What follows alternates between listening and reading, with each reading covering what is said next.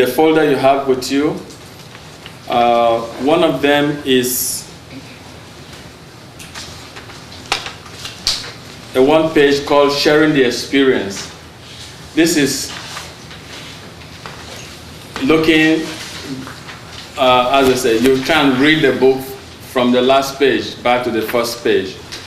This is something that you don't need now, but you need to be aware of it and begin to prepare yourself, your heart, begin to work on it. If you have a journal, begin to write your experiences, how God is preparing you for this trip, so you can tell your story. Sharing the experience is so critical because we have just one team, and the team is not those of us who are here alone. There are family members, there are friends, there are colleagues at work, your social network, your professional network, that all part of your life that needs to be plugged into this. There are those who are praying for you, there are those who will support you financially. And so you need to be able to communicate to them what you are experiencing. And that is the purpose of this. So take time and read this when you get home. Don't read it now. Read it carefully and just follow the 10 commandments that are there, right? Other thing is for you to please get a few of your photos and just travel with them, in the sense that you might meet somebody that you have built a relationship with, and you want to leave a photo behind for them, particularly the children. It makes a nice gift for you to know that this is somebody you've impacted. We have this wristbands, which we wear as a reminder. It's called One Life. We want to encourage everybody to set out on this trip praying that you will impact one life irreversibly. Is that the correct word? Irreversibly. That you will come into a relationship with one person that will make a huge difference in that person's life. So this is a reminder. That's what the wristbands are for. We want to remind you to begin now. We need to do a clothes drive. We need a lot of clothes for children, a lot of clothes for the people we're going to meet in northern Uganda and northern Togo. So whatever way you can, talk to your churches, your friends, clean clothes, new or a little less than new, pre-owned clothes they call them, right? You know when you go to buy a used car, they say pre-owned cars. Not the car from the junkyard, but a pre-owned car that is working. So get clothes for children and for girls and boys, men and women, but try and see if you can label them. Read the part about following the example of Jesus carefully. Even if you've read it before, we encourage you to read it again, please, and get the gist of what it's all about. It's about sacrificial living, about love. We cannot overemphasize. We want to make sure that everyone understands the need to set personal goals and write them down, because that will be part of your story, part of your letter when you're writing the report, the trip report, sharing the experience. So set your goals. And we gave some suggestions there, just so we're not talking in a vacuum. We're going to talk about the programs there later on, but set your goals very, very clearly. One thing we need you to write down now is that date, August 18th, so that you have it on your calendar. That's the date when we come back, the whole team will meet again for what we call the Living the Experience. It's a kind of a reunion where we will share our experiences as soon after the trip. So put it on your calendar and be sure to come.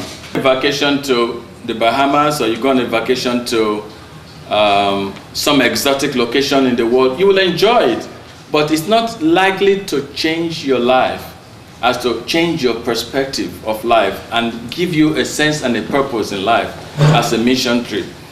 And the reason the mission trips usually make such an impact on people's lives is the preparation that goes into it. Like we've just had this morning of being able to surrender yourself and say, God, here is where I am. I'm not perfect, but I need your touch upon my life. I need you to change me. I need you to do something in me that will change the course of my life. Not necessarily for the worse, but you will get a sense of this is what God wants me to do for the rest of my life. So a lot of people have gone on a mission trip and have gone on to careers as missionaries because they felt the tug of God on their hearts and they just followed after. So that is what makes a mission trip unique. It's not the fact that you caught the plane and you ate different kind of food, or you went to sleep in a different bed. That's not what makes the difference. What makes the difference is the heart preparation. So we're trying to emphasize that spiritual preparation is very, very critical. We require that every team member should read the book of Romans. So you need to spend time to read and study that book of Romans. And it's beautiful. And begin to write a journal for that. Thankfully, we're all young people, so it's not a big deal. But traveling is high risk anywhere, anytime in the world. So it's important that we know that we are aware of the risk we're taking by just sleeping somewhere else other than your bed. That in itself has a downside. We have requested that those people who have either allergies or you have some medical conditions, you let me know, let the team leader know. For the team going to Togo, inform Pastor Sam. For those going to Uganda, let me know. It's not going to be public knowledge, but we need to know your health condition. If there's something we should be aware of, so we don't put pressure on you to do what everybody else is doing or eat what everyone else is eating.